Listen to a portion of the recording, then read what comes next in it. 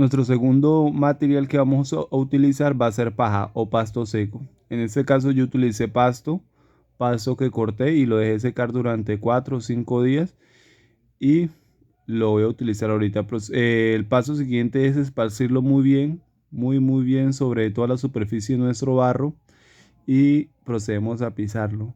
La función de nuestra paja va a ser de que no va a dejar fracturar nuestro barro. Ella se va a entrelazar con el barro, se va a hacer una sola mezcla y va a quedar como si fuera una malla. Entonces, esa es la rigidez que le va a dar a nuestro barro.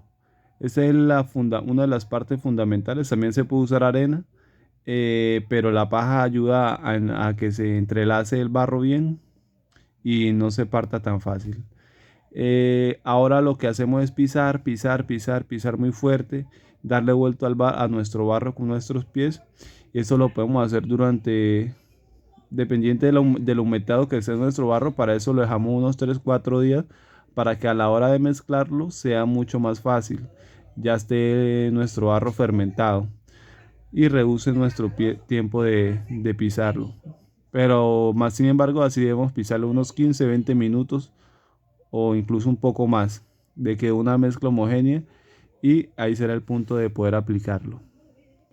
Bueno, aquí ya de unos 20 a media hora de haberlo pisado, muy bien pisado. Esta es la consistencia que debe tener nuestro adobe, nuestro barro, que quede muy blandito, pero no al punto de quedarse todo en nuestras manos. Mire que quede muy gomoso, en un término muy plástico. Mire que se pueda maniobrar como si fuera plastilina. Este es el punto ideal para poder aplicar nuestra base de nuestro horno de barro. Una vez lo tengamos así, pasamos al siguiente paso. En nuestro siguiente paso lo que procedemos es a ingresar nuestra arcilla, nuestro adobe, en la parte interna de nuestro barro. Yo lo he hecho así, primero hago las bases, eh, riego suficiente barro en nuestra parte interna, la parte de nuestra base de nuestro barro, y comienzo a partirla homogéneamente, dejando una cobertura aproximadamente unos 5 centímetros, 6 centímetros de espesor, así para hacer nuestra base de nuestro horno. Una vez lo tengamos hecho así, procedemos a aplicarlo sobre las paredes de nuestro horno. Bueno, ya ha llegado a la parte donde está la entrada de la boca del fuego, la boca de nuestro horno. Entonces lo que procedo es a poner nuestras varillas. Las varillas las voy a poner en este momento para que una vez continúe con nuestra pared, nuestro barro, ellas queden internas. Y así cuando seque nuestro horno van a quedar fijas, ya no se van a poder mover ni sacar. Para esto he hecho la pestaña de nuestro horno, aproximadamente unos 5 o 6 centímetros. Lo voy a hacer así general hasta arriba. Entre más grueso, más conserva calor.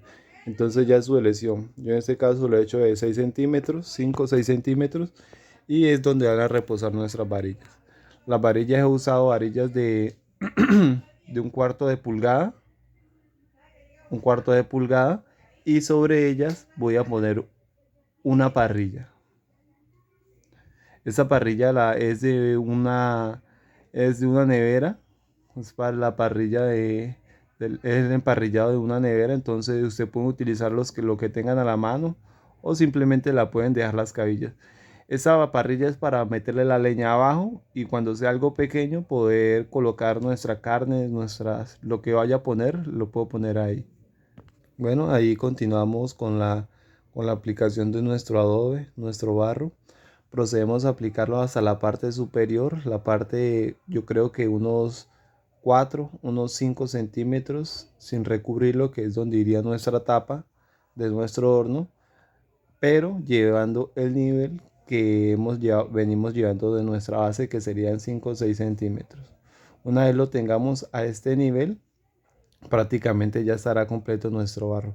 Simplemente para eso ya quedaría es aplicar son detalles y finalmente dejarlo secar.